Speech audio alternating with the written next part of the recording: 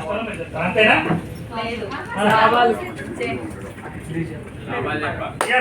మీరు దీని వల్ల వచ్చే లాభాలు ఏంటో చెప్పండి. మీరు దాని మీరు చెప్పండి.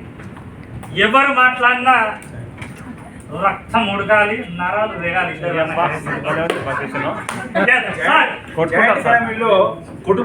ఇందులో చిన్న ఒక్కరే 3 సార్లకు మించి ఎక్కువ మాట్లాడితే వాళ్ళని మొత్తానికి ఇలా నిల్చోబెడతాం ఖచ్చితంగా. ఎవ్వరు మాట్లాడకపోతే వాళ్ళని కూడా సేమ్ ఇలాగే ఒక 5 నిమిషాలు నిల్చోబెడతాం.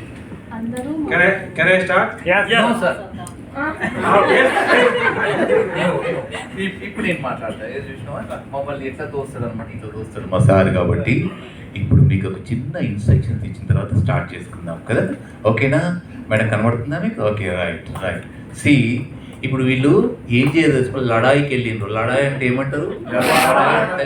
తెలంగాణ లడాయి అంటే గొడవకి వెళ్ళిండ్రు. ఇప్పుడు వీళ్ళు ఏ గొడవకి వెళ్ళారు? వెనకాల చేయి పెట్టుకుంటారు, జాయింట్ ఫ్యామిలీ.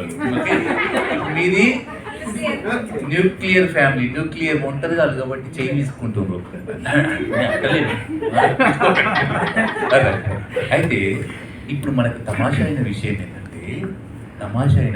ఏంటంటే వీళ్ళ స్పెషాలిటీ వీళ్ళు చెప్తారో లేకుంటే వాళ్ళ దాని గురించి విమర్శిస్తారో మాకు తెలియదు. మీరు మీ స్పెషాలిటీ చెప్పుకుంటారో వీళ్ళ దాని గురించి విమర్శిస్తారో మాకు తెలియదు.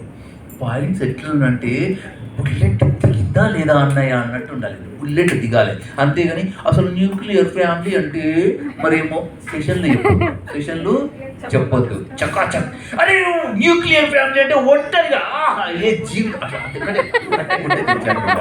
అయితే దీన్ని మనం ఎంజాయ్ చేయాలి. వాళ్ళు అబ్బా ఏం ఫైటింగ్ అని టీవీలో చూస్తారా? డిబేట్ చూస్తారా? మీరు ఇప్పుడే డిబేట్ చేసుకుంటారు. డిబేట్ చూస్తారా టీవీలో? ఎట్లా అంటారు వాళ్ళు?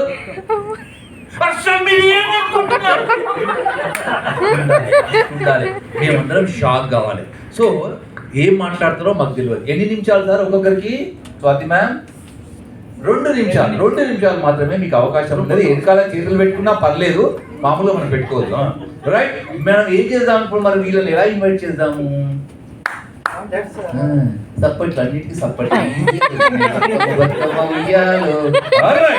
ఎలా ఇన్వైట్ చేద్దామంటే మన స్టైల్లో ఇన్వైట్ చేద్దాం. కెమెరా యాక్షన్ అని బాగుందా? Welcome light camera